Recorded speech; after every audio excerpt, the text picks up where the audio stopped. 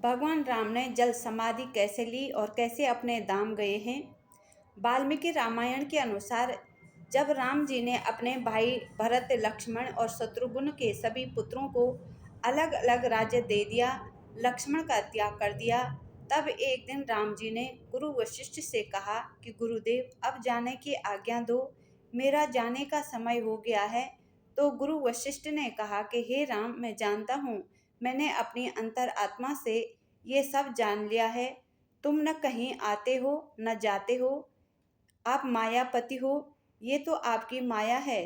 तभी अयोध्यावासी दौड़ दौड़ कर आ जाते हैं और राम जी से विनती करते हैं कि हमें भी अपने साथ जाने की आज्ञा दो।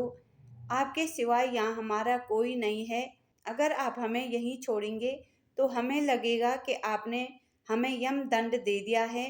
गुरु वशिष्ठ ने कहा कि हे राम, ये सब देवताओं के पुत्र हैं जिन्होंने अपनी भक्ति से आपकी सहायता की।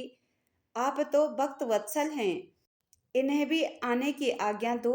तब भगवान राम जी ने तथास्तु कह दिया और दोनों हाथों पर कुश पकड़ के माँ गायत्री कमल आसन पर बैठकर राम जी की दिशा निर्देश करती हुई आगे चली। राम जी पीछे, सभी वानर यक्ष गंधर्व चले।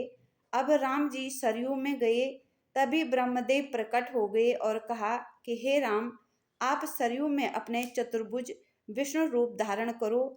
तब भगवान राम ने सरयू में जाकर अपना चतुर्भुज रूप धारण कर लिया। ऊपर स्वर्ग से उनका वाहन गरुड़ भी आ गया।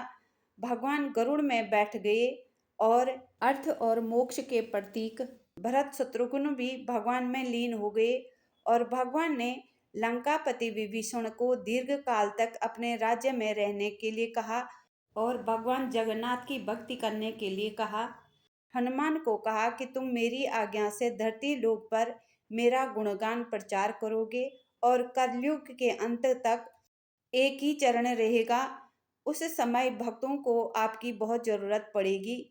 उस समय मनुष्य को मोक्ष प्राप्ति के लिए केवल हरि नाम कीर्तन का एकमात्र साधन है।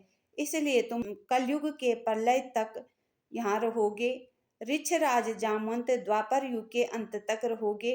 और सुग्रीव ने कहा कि हे प्रभु, मुझे यहाँ रहने की आज्ञा मत दो, मैं आपके बिना नहीं रह सकता। और फिर भगवान के जो अन्य भक्त थे उनके लिए भगवान ने ब्रह्मदेव से स्वर्गलोक में स्थान दिलाया और अपने वाहन गरुड़ में बैठकर अपने धाम चले गए। सभी देवी देवता उत्साहित हो गए। भगवान की त्रेता युग की ये लीला यहीं पे समाप्त होती है।